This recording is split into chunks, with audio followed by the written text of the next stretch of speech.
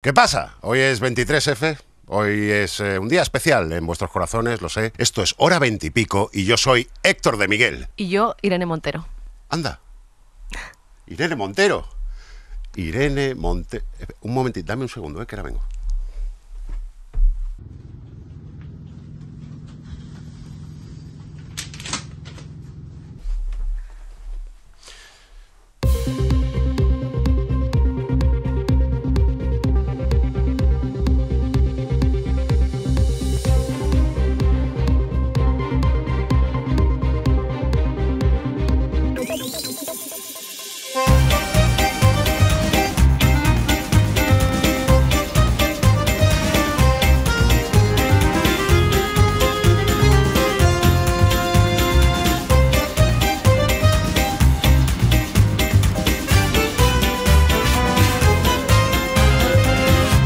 Que le quites la tapa, que no estás grabando nada. Irene Montero, en Hora 20 y Pico. Bueno, ¿Qué te muchísimas parece? gracias, O sea, muchísimas Nada, gracias nada. porque llevamos detrás de ti. Es verdad, os No he sé cancelado si- varias veces. No sé si te ha llegado el rum rum de que de vez en cuando decíamos en el programa, Irene, ven a vernos. Alguna vez. Yo te sigo. Lo que puedo, te sigo. Sí, vale. Irene Montero, sabes que en el programa siempre ponemos motes a todos los políticos. Tenemos, por ejemplo, Fachascal. Tenemos, por ejemplo, tu compañera de gabinete, Isabel, la portavoz, Isabel Rodríguez. Rodríguez.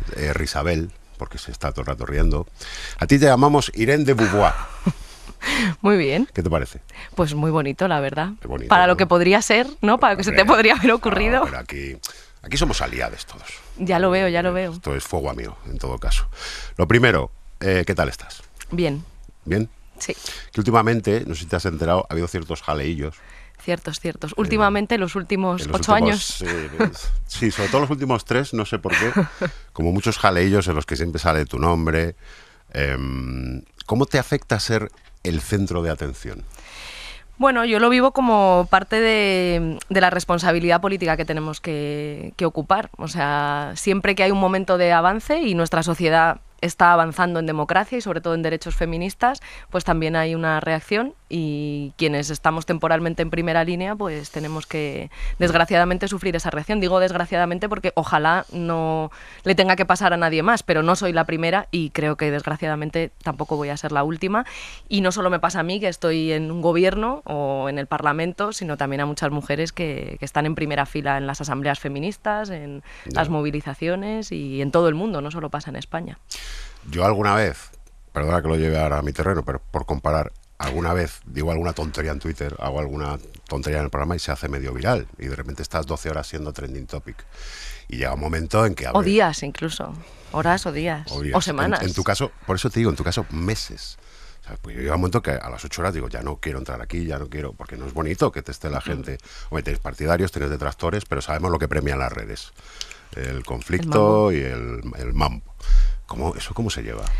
En equipo, siempre lo digo, que la clave de todo es que nunca estamos solas y que siempre hay una compañera que si a ti te afecta algo de más, te coge de la mano y te dice hay que tirar porque lo que estamos haciendo tiene sentido y hay que seguir. Y también entender lo que pasa políticamente, que es lo que yo creo que también cada vez más gente ve, que esto no tiene que ver con una crítica sana a una opinión que tú dices o a una ley que haces, que esto es una estrategia de violencia política que despliegan los reaccionarios en todo el mundo y que básicamente consiste en escrutar tu vida privada, en ridiculizarte, en acosarte personalmente, de forma que a ti no te merezca la pena, pero sobre todo que a ninguna de las que pueden venir detrás les merezca la pena, ¿no? Que al final todas digan, madre mía, si a esta mujer le hacen esto, yo no me voy a poner en primera línea si en algún momento me toca porque tiene un altísimo coste, ¿no? Porque al final lo que buscan es que nadie quiera acercarse a ti, que te separen de todo tu círculo de confianza y que tenga un alto coste estar cerca de una persona contra la que se ejerce esa violencia política. Entonces, pues ser un equipo es la clave y la verdad que yo tengo el mejor y por eso soy tan partidaria también de los partidos políticos, de los movimientos sociales. Todo lo que hacemos juntas es garantía de que vamos a poder cumplir objetivos. Solas no se va a ningún sitio y con amigas sí, que eso lo aprendimos en nuestra infancia. Es verdad, solo no puedes, con amigos sí. Sola no puedes, con amigas sí. Eso era de la bola de cristal. De ahí la cosa generacional. Ahí. A ver, que a la derecha y a la derecha filofascista de Vox no le iba a gustar un poco las leyes que has sacado adelante, estaba claro. Pero es que en el caso de Vox, los ataques hacia ti en el Congreso, joder, son violentos, son incómodos de ver. Supongo que te afecta, aunque no quieras. Sí, claro, es que ellos lo saben que afecta, ¿no? Y precisamente por eso es tan importante estar siempre arropada y saber que no estás sola, que lo que estás haciendo forma parte de un proyecto colectivo y que tú temporalmente estás en una responsabilidad, pero que somos muchas cumpliendo diferentes funciones y nos tocará rotar y ocupar otras posiciones, a las que estamos en primera línea volver a otras posiciones y a otras asumir la primera línea. Es que claro que afecta, y afecta sobre todo cuando ves que a tu familia le afecta, que a la gente que quieres le afecta, que claro, si no, no lo harían. Ellos saben que la violencia política en muchas ocasiones es eficaz. Precisamente por eso también yo creo que les da especial rabia que frente a su violencia política lo que nosotras digamos es, mire, ustedes están en la reacción, en intentar volver siglos atrás, en reaccionar negativamente ante todos los avances en derechos. Pues ¿cómo se les para a ustedes? ¿Yéndose a casa? No, a ustedes se les para siguiendo aquí con firmeza, siendo más y avanzando en derechos.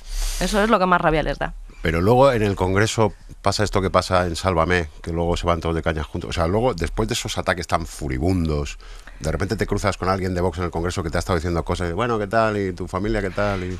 A mí ya me suele gustar poco eso, es decir, es verdad que cuando trabajas muchas horas con otros diputados, aunque sean de diferentes formaciones políticas, siempre hay espacios, digamos, para la empatía o para hacer una broma, pero también es verdad que cuando se pasan determinados niveles, a mí no me gusta. A mí me ha pasado que después de ataques muy fuertes, insultos, pues eso, el escrutinio de tu vida privada, ¿no? Lanzar bulos, ese acoso permanente que implica la violencia política, me han venido de buenas formas y la verdad que yo respondo con educación, pero diciendo, mira, lo siento, pero no, estáis siendo cómplices, por ejemplo, de esta gente que después dice que somos pederastas por intentar aprobar una ley que amplía derechos sexuales y reproductivos. Pues lo siento, pero el compadreo tiene también un límite.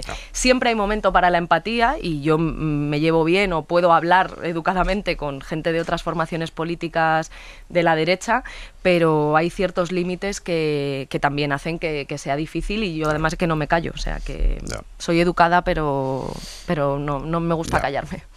Sí, bueno. Porque me parece que también tienen que asumir las consecuencias de lo que hacen. No puede ser impune. Desplegar esa violencia política o callar cuando se ejerce esa violencia política no puede quedar impune. No puede ser luego todo un jiji jaja detrás de las cámaras o detrás del escenario que también a veces es el Parlamento. Por cierto, que fue de aquella... es que me acuerdo que ahora que lo has dicho, salió Spinacci de Limonteschi y dijo que os iba a poner una querella por... Es que nos han puesto tantas ya. Luego, fíjate, aparece un juez, el juez Escalonilla, y dice, uy, he metido indebidamente a Pablo Iglesias en un procedimiento judicial. Susana es el error de meterle en el encabezamiento por error, y por cuántas portadas, cuántos cientos de portadas, cuántas horas de tertulia, que después no ocupan esas mismas portadas, ¿no? Las rectificaciones o los errores que se subsanan judicialmente. Los errores. ¿Has pensado alguna vez en dimitir estas últimas semanas?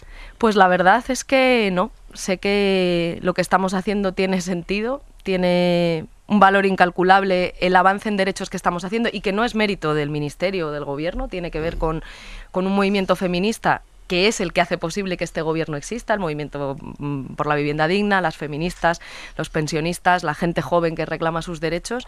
Eso es, esa movilización social es la que posibilita que haya un gobierno de coalición, que han sido necesarias varias repeticiones electorales para que se hiciese lo que nosotros desde 2016 decíamos que era posible, que era gobernar el primer gobierno de coalición de la historia. Efectivamente, entonces creo que tiene sentido lo que estamos haciendo, y creo que mi responsabilidad, especialmente cuando hay momentos difíciles, es dar la cara y es estar al frente, y que obviamente luego pues estaré siempre donde mis compañeros y sobre todo donde los ciudadanos y ciudadanas decidan, pero cuando viene un momento difícil creo que hay que afrontarlo y creo que hay que dar la cara. ¿Se te ha insinuado por parte de alguien, hombre, Irene? Hombre, la derecha lo pide todos los días. Ya, no, pero ya sabes que no me refiero a la derecha. No. Vale. ¿Tú crees que esa jauría se calmaría con alguna dimisión, aunque no fuera la tuya, alguien de tu equipo? No.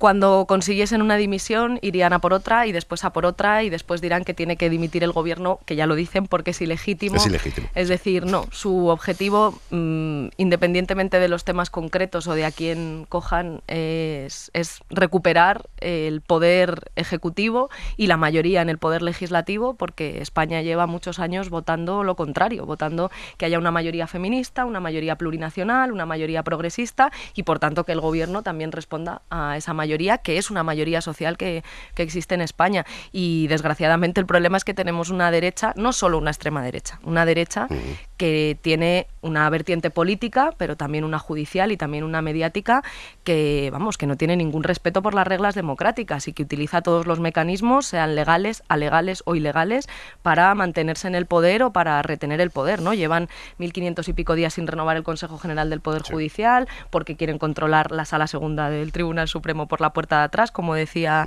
Cosidó, han usado las cloacas del Estado, han fabricado procesos judiciales falsos contra Victoria Rosell. Hay un juez en la cárcel por fabricar un proceso judicial falso con un exministro del PP y con un empresario. Pues utilizan todos los medios a su alcance. Han llegado a disfrazar a un agente de la policía de cura para entrar en la casa de uno de sus propios compañeros de partido, para evitar que tuviese pruebas de la corrupción del Partido Popular, ¿no? Todo presuntamente, por supuesto. Por supuesto. Uf, no me acordaba del episodio del cura Ibárcenas. Claro. Madre mía, es que pasan las cosas muy deprisa, ¿eh? Que se nos olvida. O sea, es muy serio, ¿no? Parece de Hernández y Fernández, total. Mortadelo y Filemón, pero la cosa es bastante seria porque nos habla de una democracia que, bueno, que está en peligro cuando esta gente tiene el poder. Sí, la damos por hecha, pero hay que cuidarla, claro. Por supuesto. Además es que, claro, al llegar la extrema derecha, la derecha normal, vamos a decirlo así, se ha visto obligada, yo creo, a ver, que me tiran el espacio. Totalmente. Entonces se han ido un poco más ellos, aunque ahora parece que Feijóo viene como a centrar, pero claro. ¿Tú crees? No, digo parece. Porque, eso claro, dice, ¿no? Luego dice cosas como la de ayer, el otro día en el Senado, de la gente de bien. La gente de bien. Dices, la gente de bien que no son las personas trans, por ejemplo. No, por favor. Tampoco los trabajadores y trabajadoras a las que se les sube el salario mínimo interprofesional, que además beneficia mucho más a las mujeres porque somos las que tenemos contratos más precarios mayoritariamente. Pues sí, la gente de bien, ¿quién será? Gente de mal. Los de los consejos de administración de las eléctricas a las que, ¿no? O las grandes empresas a las que hemos puesto un impuesto, a las grandes fortunas, a las empresas energéticas.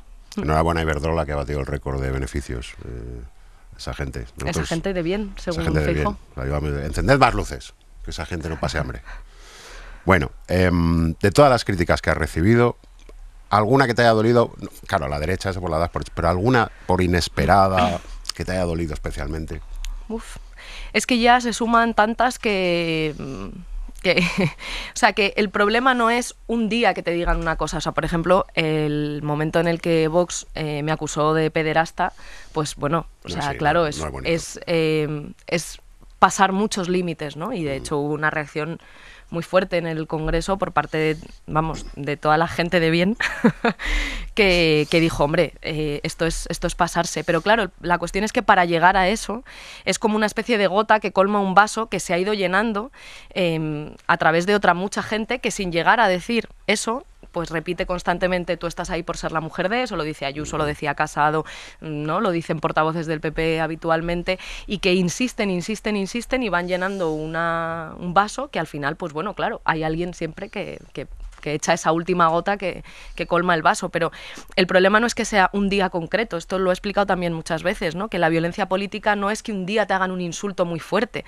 o que no te agredan de una manera especialmente bestial, es que es una cosa continuada en el tiempo, todos los días, a todas horas, ridiculizándote, no hablando de las propuestas que tú haces, sino intentando eso, ¿no? Escrutar tu vida privada, que no te merezca la pena seguir, insultándote, difundiendo bulos, y que eso es algo continuado, que si coges una sola expresión dices, bueno, tampoco es para tanto, pero cuando eso se repite, y no solamente por parte de los representantes políticos, también por la derecha mediática, ¿no? Y desde todos los sectores que tienen poder, pues se convierte en una estrategia de violencia política, porque lo que buscan es que la sociedad solo con verte ya te rechace, ¿no? Claro. Que no quiera ni escuchar. Venga, pues hablemos de las leyes. Venga. A lo que importa. Vamos al Yo soy de Salamanca. Esto quiere decir que tengo muchos amigos Sabía fachas. yo que eras castellano. Sí, casi. A ver, O leonés, mi familia que es no entremos abulense, ahí. o sea que... Tú eres castellana de pura Quiero cepa, ya decirte. sabes que en Salamanca hay gente que dice, no, de León. Hay una movida ahí que no vamos a entrar. Me alegro. No va por ahí. Castellanos y leoneses. de Y hecho, leoneses, es. efectivamente. No castellano-leoneses. Efectivamente. Cuidado, eso es Castilla-La Mancha. Bien, dicho esto, yo tengo muchos amigos fachas porque no soy de Salamanca, quiero decir, no hay escapatoria. Entonces, en ese mundo ahora mismo se están comentando cosas sobre la ley trans y sobre la ley solo sí es sí, que yo quiero que tú les ilumines. Porque claro, Venga. se dicen cosas... Te van a escuchar, Vale, escuchan hora 20 y pero pico. por supuesto, no porque escuchen la SER, sino por cariño hacia mí. Salamanca, sede de hora 20 y pico. Vamos. Cualquier día Venga. me hacen pregonero. Sí. Dale con los bulos.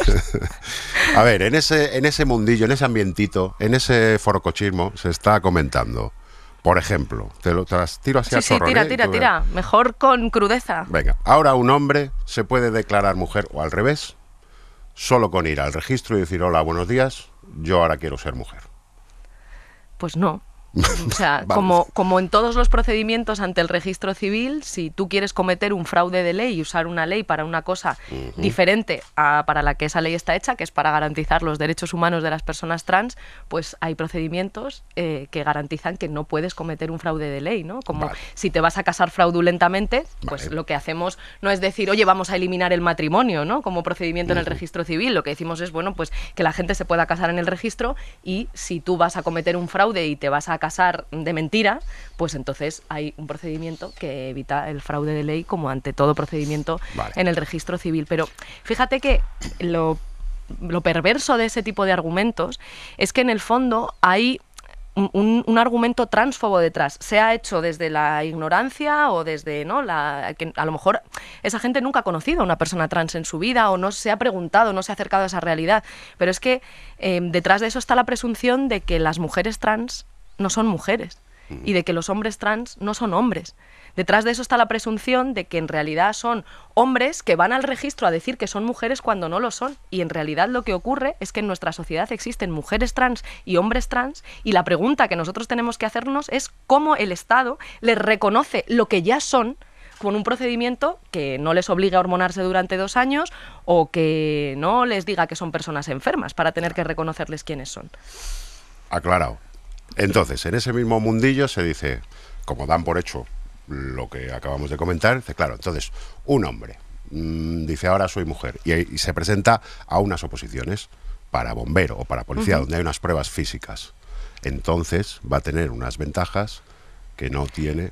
De repente, claro, es que la ley trans nos ha hecho descubrir la cantidad enorme de ventajas que tiene ser mujer en nuestra sociedad. La verdad que sí. Resulta que ahora ya por ser mujer no tienes más riesgo de sufrir violencias, no tienes más riesgo de sufrir Hay pobreza. colas, por eso hay colas. Entonces, ahora es todos los privilegios que las mujeres tenemos por el hecho de ser mujeres. No se ha acabado con el patriarcado. La ley trans ha acabado con el patriarcado y ha impuesto un sistema social basado en la dominación de la mujer sobre el hombre. Pues es un avance histórico que habría que agradecerle a las personas trans en caso de que fuera así. Claro. Desgraciadamente no es así y no creo que haya ningún hombre en nuestro país que lo que quiera es ir al registro a decir que es una persona que no es y menos aún para disfrutar de unas supuestas ventajas que son todo lo contrario, porque desgraciadamente las mujeres, por ser mujeres, tenemos más riesgo de sufrir desigualdad y de sufrir pobreza y de sufrir violencia. Esta misma teoría que dicen para esto la aplican al mundo del deporte. Sí, lo que pasa es que la ley no dice nada sobre el mundo del deporte que no estén diciendo las federaciones deportivas y los organismos deportivos internacionales. Es decir, esta ley lo que dice es que se tienen que respetar las decisiones que cada federación o que cada organismo internacional diga al respecto de la participación de las personas trans en el deporte. Y hay muchísimas federaciones y organismos internacionales que lo que están diciendo es que como las mujeres trans son mujeres, tienen derecho a participar en su categoría, que es la de mujer.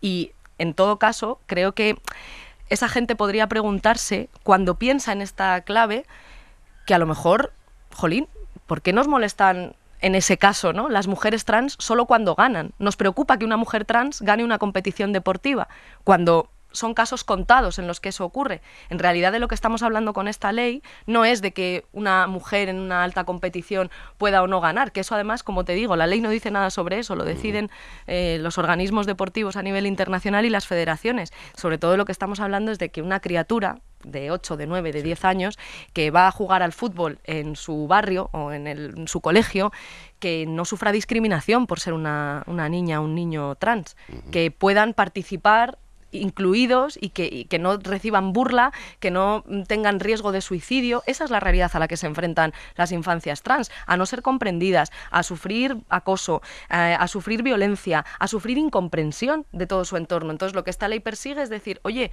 vamos a intentar que esas personas puedan ser quienes son sin tener miedo a serlo, ¿no? Y que tengan un entorno educativo, deportivo, social, cultural, que las acompañe en su proceso de desarrollo y precisamente sin necesidad de hormonarse, que cada persona trans pueda vivir su transición como quiera y sin la obligación de hormonarse, que es lo que ocurría hasta antes de la aprobación de la ley trans, que para reconocerle su identidad obligábamos a 2 años de hormonación. Y ahora decimos, no, las personas trans que quieran podrán ir al médico, podrán acompañarse de un médico para hormonarse, procedimientos, por cierto, que no solo pasan con las personas trans, la hormonación se hace también con personas por otro tipo de circunstancias, y que quien no quiera hormonarse no tenga que hacerlo y que el Estado les reconozca igualmente quiénes son. Vale, a ver cómo planteo esta. Venga, a ver. Además me la plantea una amiga, un poquito, en fin, con dudas, y dice, vale, me estoy duchando en el gimnasio y entra alguien que sea declarado mujer, pero con un aparato genital masculino, y yo no le puedo decir nada, porque legalmente es mujer. Bueno, lo primero es que quien amenaza nuestros espacios seguros y quien amenaza nuestros cuerpos y nuestro derecho a la libertad sexual no son las personas trans, son los agresores sexuales. Ningún agresor sexual necesita vulnerar un espacio seguro para agredirnos sexualmente. Lo hacen en las casas, en los centros de trabajo, en los centros de ocio. No necesitan ir a un vestuario o a un espacio, digamos, en el planteamiento de esa pregunta, ¿no? Como seguro de mujeres. Precisamente porque el patriarcado es eso, es que hay una cultura de la violación en la sociedad que normaliza las violencias y que hace que los hombres se sientan con derecho a agredir a las mujeres, a vulnerar nuestra libertad sexual, a agredirnos sexualmente, aunque nosotras no consintamos, y, por tanto, que además queden impunes en eso, ¿no? O que quede normalizado. Tampoco ha sido para tanto, esto no es violencia, ¿no? Como se ha dicho estos días en la televisión, ¿qué pasa? ¿Que ahora voy a tener que despertar a mi mujer para mantener una relación sexual? Entonces, la amenaza para las mujeres son los agresores, y es un machismo que normaliza y legitima esas violencias. Pero en todo caso, de nuevo, detrás de esa pregunta está una presunción, que es que no puede haber mujeres con pene. Que si tú tienes un pene, solo puedes ser un hombre. Y la realidad es que, lo reconozca la ley o no, existen mujeres con pene y existen hombres con vulva, y que hay mujeres trans que deciden legítimamente no hormonarse o no operarse, y no por eso son menos mujeres. Y, por tanto, que el Estado tiene que tomar una decisión, que es si deja que esas personas no tengan derechos, vivan sin derechos, vivan discriminadas, vivan con burla, con miedo, con discriminación, o si les reconocemos que son quienes son. Es decir, detrás de esa pregunta hay una presunción, que es que las mujeres trans no son mujeres, o según qué mujeres trans, si no están operadas o si no se han hormonado, no son mujeres o no son suficientemente mujeres. Y eso es transfobia, y lo digo sin tratar de agredir a quien lo pueda pensar, porque sé que esto para muchísima gente es la primera vez que se hace estas preguntas. Le vuela la cabeza, ¿sabes? Claro, y que es necesario explicarlo una y otra vez, y por eso siempre me ha parecido muy importante, bueno, desde la serie de La Veneno, alabo a los Javis, a Daniela Santiago, o sea, por favor, que todo el mundo vea La Veneno, que la gente vea contenidos donde se explica cuál es la realidad de las personas trans, porque no basta con que hagamos leyes, es mucho más importante la labor que hacéis desde los medios de comunicación, desde las películas, las series. Almodóvar es otro hombre que se ha atrevido, ¿no?, a mostrar esas realidades en toda su complejidad, cuando nadie se atrevía a hacerlo en este país. Pues bueno, esa es la realidad, ¿no? Concretamente en esa serie, La Veneno, se ve cómo lo pasa una persona en una cárcel, una persona trans.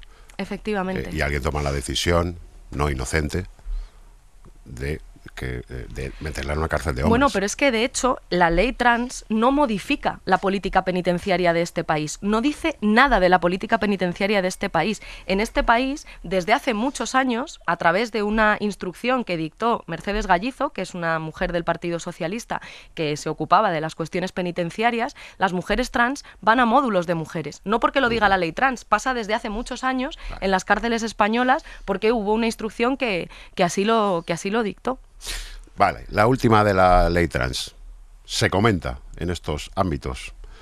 Según la ley trans, cualquier niño o niña menor puede cambiar de sexo sin que haga falta el consentimiento de sus padres y sin ningún tipo de valoración médica. Es que fíjate, lo que reconocemos para las infancias trans es que cuando tienen menos de 12 años puedan ser tratados y tratadas en su entorno educativo, familiar, ¿no?, cultural, en su barrio, sí, en su pueblo, según su nombre. Que de 12 a 14 años, a través de un procedimiento judicial, puedan cambiar la mención registral del sexo. De 14 a 16 con el acompañamiento o autorización de los padres y a partir de los 16 igual que los adultos. Pero precisamente lo que hacemos, contrario, ese es uno de los bulos que más me preocupa, ¿no? Porque hay mucha gente que piensa que esta ley lo que hace es decir barra libre, ¿no?, con la hormonación, con las operaciones quirúrgicas para los niños y las niñas. Es todo lo contrario. Es todo lo contrario. Lo que queremos es que si hay infancias trans puedan ser tratadas en su cole, en su familia, en su barrio, en su polideportivo cuando van a hacer deporte, por quienes son y que se les llame por su nombre, sin necesidad de que se hormonen y sin necesidad de que se operen. Es decir, que no tengan por qué tomar esa decisión. Hay muchísimas personas trans y muchísimos niños y niñas trans que no quieren afrontar la decisión de si hormonarse o no, o de si operarse o no. Pero el Estado tiene que reconocerles quiénes son, aunque no se hormonen y aunque no se operen. Es decir, precisamente es lo contrario. Hasta ahora, para las personas adultas, obligábamos a 2 años de hormonación y a un informe médico que dijesen que son enfermas, cuando la Organización Mundial de la Salud ya ha dicho que las personas trans no son personas enfermas. Ahora lo que hacemos es decir, no te obligamos a hormonarte, ni a los adultos ni a los niños y las niñas. Queremos que la sociedad te trate y te reconozca por quién eres sin necesidad de que tú decidas hormonarte. Y si decides hormonarte, eso por supuesto es siempre en las unidades trans, en los hospitales y con un acompañamiento médico estricto como cualquier persona que se tiene que hormonar en este país, sea porque forma parte del colectivo trans y decide hormonarse o sea por cualquier otra cuestión que necesita de un tratamiento o de un procedimiento hormonal. O sea, que precisamente es lo contrario, dar la oportunidad a la gente de ser quien es sin que el Estado les obligue a hormonarse o a ser declarado una persona enferma para ser reconocidas por quienes son. Vale. Ya hemos desmontado los bulos de la ley trans. La ley de solo sí es sí. Uf, madre mía, estoy en periodista, me estoy gustando. Lo que más se oye, lo que más se dice es que han soltado a 600 violadores de la cárcel. Pues fíjate que todavía tenemos una dificultad con los datos, ¿no? Los datos, ahora mismo los datos que tenemos son fundamentalmente los que sacan los medios de comunicación a través de las comunicaciones de las audiencias, pero necesitamos datos oficiales para ver realmente el alcance de esas decisiones judiciales de rebajas de condenas. En todo caso, lo que sí es una realidad es que la mayoría de tribunales en este país están aplicando bien la ley y también el derecho transitorio, que dice básicamente que si la pena que se impuso con el Código Penal anterior también se puede imponer con el nuevo Código Penal, no se revisa. La mayoría de jueces y juezas están aplicando bien la ley y no rebajando las condenas. Y hay una minoría de tribunales que sí están rebajando las penas, incumpliendo el derecho transitorio e incumpliendo la ley. Y yo sé que eso ha generado una preocupación y precisamente por eso, pues a pesar de saber que la ley está bien hecha y que no solamente la hicimos en el Ministerio de Igualdad, los cambios en el Código Penal dependen siempre del Ministerio de Justicia y fue un trabajo muy exhaustivo con el ministro Campo, yo estoy dispuesta a reformar la ley, a pesar de que ninguna reforma, y eso lo reconoce todo el mundo, va a evitar esas decisiones judiciales de rebajas de penas, a reformar la ley y si es necesario a subir penas, aunque las feministas siempre hemos dicho que no necesariamente más penas más altas, sean mayor protección para las mujeres. Pero estoy dispuesta a lo que haga falta siempre que el consentimiento se mantenga en el centro para dar una respuesta ante esa preocupación social que han generado esas decisiones judiciales. Esa es tu línea roja, ¿no? En toda esta modificación que quiere hacer el PSOE de la ley, la línea roja es el consentimiento. Por supuesto. Es que, de hecho, esa propuesta es idéntica a la que ha presentado el Partido Popular. que es básicamente volver a recuperar, ahora formalmente ya lo vamos a llamar todo agresión, pero recuperamos dos tipos de agresión. Sí. Una con violencia, que tiene las mismas penas que la anterior agresión sexual, y una agresión sin violencia, que es verdad, ahora se llama agresión y no abuso, pero es exactamente igual que el abuso. Pues las feministas no hemos peleado por un cambio de nombre y que ahora se llame formalmente todo agresión, pero siga siendo necesario probar la violencia para acceder a las penas más altas y que la mayoría de víctimas que no pueden probar la violencia estén penalizadas, ¿no?, con unas penas más bajas para sus agresores. Entonces, sí, esa es mi línea roja, también por una cosa, es que el Código Penal el Código Penal de la violencia y la intimidación, es un código penal de impunidad para los agresores. Ahora se habla mucho de las decisiones judiciales minoritarias, pero que han generado preocupación, de bajada de algunos años o algunos meses, la mayoría son meses, de condena a agresores. Pero es que desgraciadamente en este país solo denuncia la violencia sexual un 8% de las mujeres. Y de ese 8%, solo un tercio obtiene condena para su agresor. Eso quiere decir que el 92% de las mujeres que no denuncian, más los 2/3 que no obtienen condena, la mayoría de agresores sexuales no han pisado un juzgado en su vida, no han pisado una comisaría en su vida, no sabemos cuántas veces han reincidido y viven en la normalización, en el blancamiento de las violencias, en la negación de que lo que hacen es violencia y viven completamente impunes, no han pisado un juzgado en su vida. Entonces, ese Código Penal es un Código Penal de impunidad para los agresores y precisamente que ahora, si no hay consentimiento, hablemos de agresión sexual y luego, evidentemente, según las circunstancias en las que se ha producido esa agresión, ¿no? Si es una persona con la que convives, si es tu marido, si hay sumisión química, si hay violencia o intimidación, entonces las circunstancias agravantes, ¿no? El Código Penal prevé circunstancias que agravan la pena en función de cómo se ha producido esa agresión, pues nos permite que no haya tanta impunidad, que haya más mujeres que denuncien y que también el Código Penal proteja mejor a las mujeres. ¿Y si el retoque de la ley sale adelante con la ayuda del PP? Es que yo creo que no hay una respuesta a la preocupación de las víctimas y de la sociedad que pueda pasar por votar una vuelta al Código Penal de la manada de la mano de PP y Vox. No quiero ese escenario. Por eso estoy insistiendo tanto en que lleguemos a un acuerdo antes de que se produzca el debate en el Pleno, antes de darle la oportunidad al PP y a Vox de votar la vuelta al Código Penal. ¿Y lo ves anterior. posible? Hombre, pues a ver, he tenido muchas discrepancias a lo largo de estos 3 años, vosotros lo habéis visto, y muchos momentos muy delicados también en la tramitación parlamentaria de la ley trans o de la propia ley Solo si es sí. ¿Pero en qué punto de la negociación estamos ahora? Ahora mismo pidiéndole al Partido Socialista que se vuelva a sentar a la mesa y que no nos levantemos hasta alcanzar un acuerdo.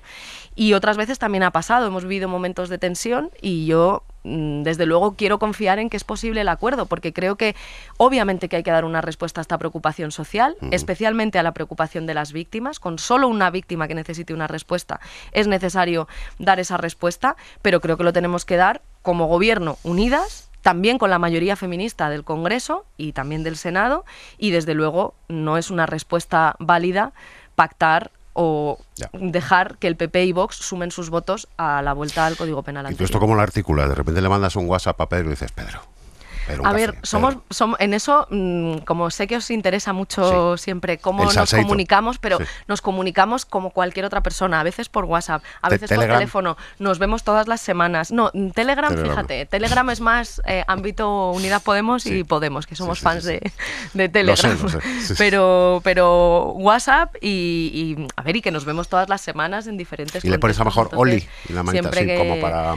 Yo suelo cuidar un poco más, o sea, como que sí, digamos, hay distensión en la relación, no siempre o no siempre hay momentos de tensión, que a veces también los hay, eso se nota en los WhatsApp, tú lo sabes, que se pueden mandar WhatsApp con más emoticonos o con menos, o con más amabilidad o menos. Una flamenca siempre alivia un poco la tensión. Vamos, que como cualquiera con un compañero de trabajo o una compañera de trabajo. Y eso que nos vemos mucho, o sea que cuando queremos hablar tenemos muchas oportunidades de hablar. Pero ¿cuándo fue la última vez que hablaste con Pedro de esto? No, hace tiempo ya, y precisamente por eso, a ver, no necesariamente tiene que ser con el presidente, siempre en las negociaciones hay muchísima gente y obviamente pues el presidente del gobierno entra cuando quiere, pero lo lógico es que negociemos pues otras personas también, ¿no? Ha estado María Jesús Montero y Félix Bolaños y bueno, en fin, que digamos que esto es una cosa ya habitual en el gobierno, entonces lo que yo quiero es que nos sentemos y que no nos levantemos hasta tener un acuerdo, porque si hay consenso en que el consentimiento siga en el centro y en que no volvamos a distinguir agresiones con violencia y agresiones sin violencia, que son iguales que los anteriores abusos, soluciones técnicas hay para aburrir. Ya. En este programa siempre tenemos presente a Pedro Sánchez, ¿eh? No sé si sabes que tenemos una... No lo sé, pero si me lo cuentas. Aquí le nombramos y aparece. sea, pues a ver. ¿Está Priti? Bueno, basta. Vale. Le llamamos Priti, le llamamos Priti. Priti Sánchez, míralo. Ostras, de cartón, pero escucha, tú sabes, ¿no? Nuestra cosa me recuerda al Pablo Iglesias de cartón. Ah, sí, es el Pablo Iglesias de cartón. ¿Tú no te acuerdas de ese momento en Vista Alegre 2, en ese proceso que apareció un Pablo Iglesias de cartón? Sí, sí. ¿En serio? Sí, sí. Bueno, pues nada, ya Lleva tengo el al tanga de presidente Nochevieja aquí al porque lado. celebramos el fin de año con él y bueno, pues ya sabes la tradición de ponerse algo rojo y tal. Pero bueno, no es tamaño real, como ves, porque No, es más alto, ¿no, el Pedro? presidente es más alto. Impone sí. mucho el tío, ¿no? Sí, Es como... sí. Bueno, a ver, muchas movidas y a todo esto quedan 2 semanas para el 8M. Día importante para el feminismo. ¿Tú cómo esperas que sea este 8M? Porque ¿crees que vais a llegar divididas las feministas? A ver, las feministas siempre hemos pensado cosas diferentes y hemos estado en espacios, asambleas, teniendo muchos puntos en común y una agenda común, pero también muchos temas en los que no se han encontrado, digamos, consensos unívocos, ¿no? La cuestión de la prostitución siempre ha sido, por ejemplo, un tema en el que ha habido diferentes corrientes, diferentes formas de abordarlo desde el feminismo y en muchas otras cuestiones siempre ha habido diferencias, ¿no? Siempre hemos sido compañeras que hemos sido capaces de elaborar una agenda común, pero que a la vez hemos tenido muchas diferencias. Entonces, creo que otra vez el 8M va a ser una expresión democrática y feminista muy poderosa de que la inmensa mayoría de las mujeres de este país tienen muy claro que tenemos que avanzar en derechos. Pero puede pasar que haya 2 manifestaciones. Sí, claro, puede pasar perfectamente, claro que sí. Lleva años pasando y puede seguir ocurriendo.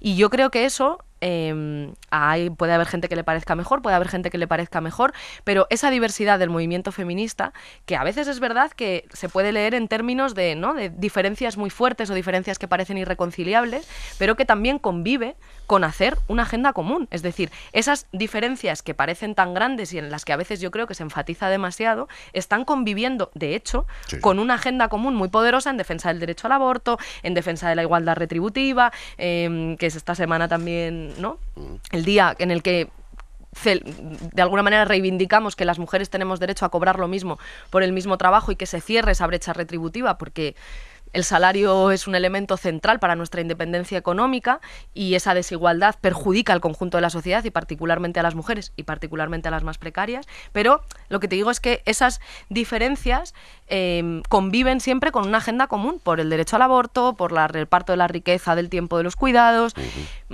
por las libertades. O sea, que creo que el movimiento feminista, de hecho, es ahora mismo el principal impulso democratizador de nuestra sociedad, aunque tenga diferentes expresiones y aunque a veces esas expresiones tengan ideas que parecen irreconciliables. Bueno, pues además de ideas irreconciliables, en el feminismo hay una agenda común por los derechos sexuales y reproductivos, por el derecho al cuidado, por los derechos laborales y esa agenda contra las violencias machistas, por supuesto. Y esa agenda yo creo que es, bueno, lo más poderoso que tiene la sociedad en este momento ahora mismo para proteger la democracia y para avanzar en derechos. Ha sacado un tema que divide mucho al feminismo y a la gente en general, que es la prostitución.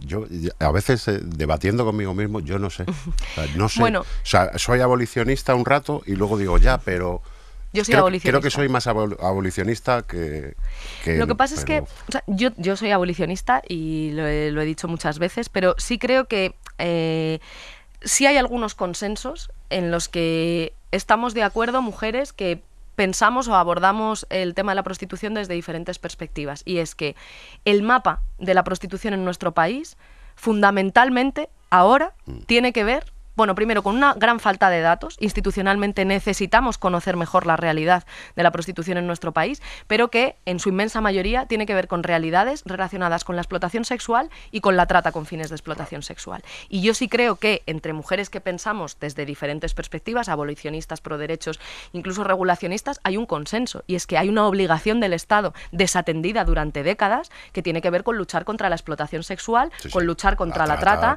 y con dejar de mantener la impunidad de aquellos que se lucran con la explotación sexual de las mujeres. Eso es, yo creo, el consenso que necesitamos en este momento. Pero multar al putero es una solución. Pues fíjate, lo que nos dicen los datos disponibles es que normalmente las multas a los puteros, aunque teóricamente puedan ser, o tú puedas pensar que es un elemento disuasorio de que acudan a explotar a una mujer, lo cierto es que son medidas que no están sirviendo tanto para que los hombres dejen de prostituir mujeres, sino para poner en más riesgo a las mujeres que están en contextos de prostitución. Porque al final ellas desconfían de las fuerzas y cuerpos de seguridad del Estado, tienen que ir a lugares que están más alejados, ¿no?, de los núcleos y que están más desprotegidos, y por tanto los datos disponibles nos dicen que no es la medida más eficaz para combatir la explotación sexual y para combatir la trata con fines de explotación sexual, y que lo que suele resultar más efectivo, que tampoco se ha hecho nunca desde el Estado y que por primera vez hemos hecho nosotras, es dar derechos a las mujeres. Hay muchísimas mujeres víctimas de explotación sexual que están en situación administrativa irregular. Entonces ya ahí tienen una barrera impresionante, porque ellas tienen miedo de que si se acercan a una institución, el resultado, lo que les devuelvan, no es ayudarles a encontrar una vivienda de emergencia o un ingreso mínimo vital, sino que las larguen a su país. Entonces, lo que necesitamos es dar derechos. Eso es lo que hemos hecho con el Plan Camino, meter dinero, del dinero de todos los ciudadanos y ciudadanas, dinero público, para tener programas en los que esas mujeres víctimas de explotación sexual o mujeres en contextos de prostitución puedan tener una formación, tener un itinerario de salida de esos contextos de prostitución y formarse, tener empleabilidad, tener una vivienda de emergencia si lo necesitan, acceder a un ingreso mínimo vital, a un mínimo sustento, tener garantizados los derechos de sus hijos e hijas si es que viven con sus hijos e hijas. Es decir, que la línea fundamental de trabajo, yo creo, que tiene un Estado frente a la realidad de la prostitución, e incluso te diría con independencia del tipo de abordaje teórico o ideológico que hagas, y insisto, yo soy abolicionista, o sea, lo digo desde una posición muy concreta, pero creo que hay un consenso absoluto en que tenemos que dar derechos a las mujeres que están en contextos de prostitución y que tenemos que acabar con la impunidad de los explotadores sexuales, que todos tenemos la imagen de, bueno, pues de, ¿no?, señores desagradables que según les ves parece que ya sabes que explotan a las mujeres, pero la realidad es que el negocio de la prostitución en España, muchos de los dueños y de los que se lucran llevan traje y corbata. Sí. Y chavales, no vayáis de putas. Bueno, eso por supuesto. Si podéis, en fin. Es que eso que acabas de hacer es súper importante, porque la prevención, la sensibilización, explicar que eso es violencia, es una de las claves más importantes para que, y precisamente por eso también la ley Solo sí es sí, que reconoce por primera vez que la explotación sexual o que la trata con fines de explotación sexual son formas de violencia contra la mujer, contribuye al cambio social, a que tú te plantees, antes de irte de putas, como tú decías, que lo que estás haciendo es ejercer violencia. Es que a mí me llama mucho la atención que se haya vuelto a poner de moda, digamos, una cosa que parecía de antigua edad, y que se normalice salir de fiesta y acabar los chavales jóvenes yendo a un puticlub. O sea, parece flipante, pero bueno. Chavales, por favor. Cambio de tema. Venga. Tenemos una duda últimamente en este programa y a lo mejor tú nos puedes ayudar. ¿Tú sabes qué es sumar? A ver, sí, claro. Vale. Pero concrétame un poquito más. No te refieres a la operación matemática, ¿no? Me refiero a esa entelequia, a ese, no sé cómo llamarlo, ese ente. Bueno, el partido de Yolanda, ¿no? Bueno, tú lo has llamado partido, yo no, lo ha hecho ella, partido, yo no he dicho nada. Es que ella no dice que sea un partido. Bueno. Movimiento, ¿no? Vamos a ver. Vamos, que no lo sabes. Bueno, yo creo que es ella quien lo tiene que definir. Yo sí creo que ella está montando su partido, su proyecto, y que lo que hay que hacer, ojalá que lo termine cuanto antes y nos podamos poner a buscar un acuerdo de coalición. ¿Qué relación tienes ahora mismo con Yolanda Díaz?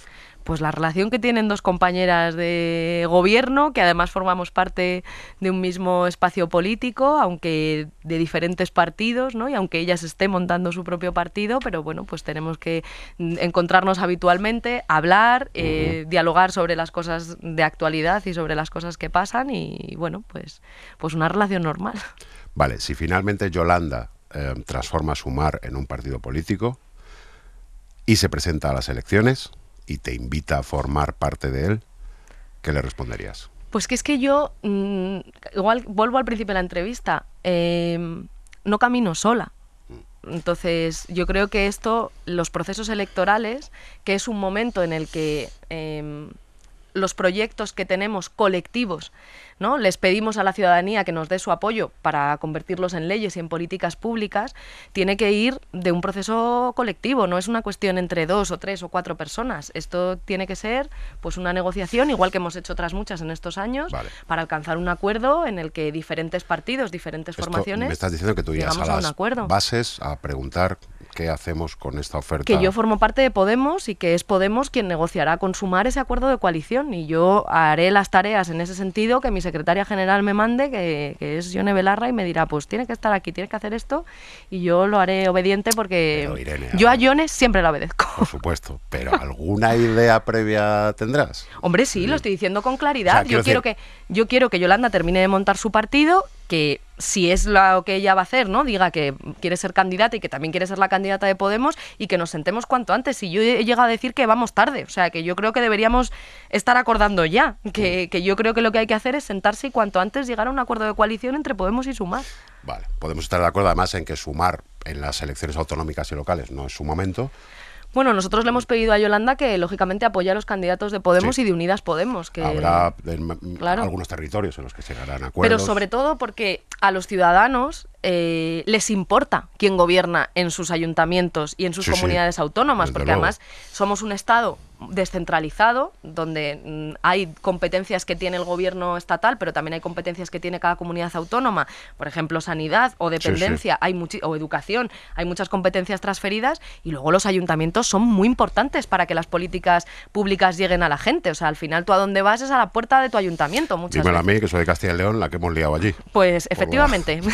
Entonces, pues yo creo que es importante que gobernemos con más fuerza en todos los sitios, en todos los niveles de la administración, porque eso es lo que garantiza que podemos avanzar más rápido en derechos y que podemos hacer efectivas las políticas públicas. Vale, pero luego vienen las generales, que serán de noviembre a enero en algún momento, si todo va como tiene que ir con los plazos. ¿Ahí tú crees que la izquierda, si acude dividida, tiene alguna posibilidad? A ver, yo es que creo que tenemos que buscar ese acuerdo. Vale. Que no lo puedo decir ya más claro. Quiero un acuerdo de coalición entre Podemos y Sumar. Ya tenemos el titular de la entrevista. Para la portada del vídeo y todo esto, ¿vale? Venga. ¿Cómo es ser ministra? O sea, ya me refiero al rollo de, a ver, tener coche oficial, escolta, que todo el mundo te haga la pelota, como aquí mi equipo, por cierto. Eso tiene que ser guay, ¿no? Bueno, a ver, obviamente que, sobre todo para una persona como yo o como Yone, ¿no? Que no nos imaginábamos nunca poder desempeñar esta función durante unos años y que venimos de la movilización social, siempre de actividad política, pero de otro tipo de actividad política, pues es un cambio muy fuerte en tu vida. Y para mí, obviamente que creo que sobre todo tengo que estar agradecida porque el trabajo que estamos haciendo, poder convertir en ley demandas que hemos peleado en las calles, no sé, es un honor. Tú hace 10 años estabas parando desahucios. Sí. Y de repente eres ministra del Reino de España. Sí. Y con todas sus contradicciones, creo que, jolín, nuestra democracia es una democracia mejor cuando permite que gente que hace política en los movimientos sociales, en las calles, puede también hacer política desde las instituciones y desde el poder ejecutivo, ¿no? Que es por lo que hemos peleado también en Podemos, por decir, sí, obviamente que queremos hacer política desde la sociedad civil, una asociación vecinal, un movimiento por la vivienda, el feminismo, ¿no? Queremos hacer política desde ahí y esa es la principal fuerza transformadora que tiene una sociedad. Si no hay movilización social, un gobierno, si quiere avanzar en derechos, lo tiene muy difícil porque mira cómo viene la reacción, ¿no? Entonces, eso es muy importante, pero para transformar las cosas hace falta estar en todos los espacios en los que hay poder. Y eso significa que hay que estar en el poder legislativo, en el poder ejecutivo. Mira cómo se toma la derecha retener para sí el control del poder judicial, si no es algo importante, y por supuesto el poder mediático, que es el que decide de qué temas se hablan y de qué temas no se hablan y cómo se habla de cada tema en una sociedad. Toca, yo no puedo Eres hacer un gran más. poderoso. pero sí creo que pues eso, pues que es muy importante que estemos ahí y hombre, tiene cosas difíciles. Yo creo que a nosotras se nos está haciendo pagar un precio que no se le ha hecho pagar a no sé si nadie es demasiado presuntuoso, pero a muy poca gente en este país por hacer lo que estamos haciendo y hay cosas a las que no te acostumbras, porque a mí me gusta mucho más pues mi vida de, pues yo qué sé, poder ir llevar a mis hijos de un lado para otro. Hay veces que hay cosas que no puedo hacer o que no me atrevo a hacer o que no quiero hacer, pues porque, bueno, porque ahora las circunstancias son estas y pienso que las podré hacer dentro de unos años, pero bueno, a pesar de eso, yo sí creo que el balance merece la pena. Tengo un amigo que está empezando en esto de los medios. Y siempre es bonito, ¿no? Darle una oportunidad a la gente. Ya lo hice con Aimar y le he pedido que te haga una pregunta. Venga. Creo que la podemos escuchar. Señora ministra, ¿dónde aprendió usted que el limón es eficaz frente a los gases lacrimógenos? Vaya, un desconocido. Sí, ya te digo, está ahí ha montado una cosa en internet. Lo que no sabía es que habías sido tú el padre mediático que había impulsado su... España no sabe muchas cosas. Sus padres políticos los ha dicho él algunas veces, pero oye, que su padre mediático eras tú, eso sí que es titular. Eso sí que es titular. Sí, yo le animé con el Canal Red y todo eso. Pues eso lo aprendí en Chile. Para mí, las 2 veces que he vivido en Chile han sido muy importantes en mi vida. Conservo... De las mejores amistades que sigo teniendo en mi vida, varias son chilenas y bueno, y eso me ha hecho ser muy feliz con el proceso político que están dando y con que el presidente Boric ganase las elecciones y bueno, pues eso. Y allí aprendí también muchas cosas políticas. ¿Pero esto del limón? Pues sí, es así. En Chile, en las movilizaciones sociales contra los manifestantes, yo estuve justo en Chile en momentos de movilización estudiantil muy fuerte, cuando Camila Vallejo era la presidenta de la FECH, la ministra ahora era presidenta de la Federación de Estudiantes más importante de Chile, y bueno, era un momento en el que casi todos los días había movilizaciones. Entonces, contra los manifestantes se echan unos gases lacrimógenos que son una putada, cuando te caen y que te escuecen muchísimo los ojos, te pica la garganta. Entonces llevan carritos con limones en las manifestaciones para poder tomar limón, porque el limón evita que el impacto de los gases lacrimógenos sea tan fuerte. Pues no sé si esos gases se usan aquí, pero algo hemos aprendido. Fíjate. Pues, vale, estamos acabando ya. ¿Vas a hacer algo especial para celebrar el 23F? Hombre, pues estar aquí, ¿no? ¿Qué mejor celebración claro, de la democracia, ¿no? Frente a los reaccionarios, hora 20 y pico. Qué bonito, qué bonito ese claim para el programa. Nada, ya un último favor. Tú sabes quién es Aimar Bretos, ¿no? Sí, claro. Has tenido la desgracia de que te entreviste alguna vez. Sí, mira, yo creo que es la última entrevista, luego se me va a preguntar a Lidia, pero creo que la última entrevista que tuve con él fue cuando empezaron a conocerse las decisiones judiciales de rebajas de penas, y vinimos como en esas primeras 24 horas, yo creo que fue, en directo con Aimar. Fueron 40 minutos de entrevista de las, vamos... Y flojo, ¿no? Flojito, ¿no? flojete. Vale, Nunca aprieta, nunca te hace una pregunta... necesaria, como que ni precisa. Está sin hacer, ¿no? Difícil. No, está verde. Pues nada más. Inseguro. ¿Puedes decir que yo lo hago mejor? Simplemente decir... Sin coacciones, ¿no? Sin ningún tipo de presión por mi parte que salga de ti. Héctor, yo creo que lo haces mejor que Aimar. Héctor, yo creo que indudablemente lo haces mejor que Aimar. Irene Montero, en hora 20 y pico. Muchísimas gracias.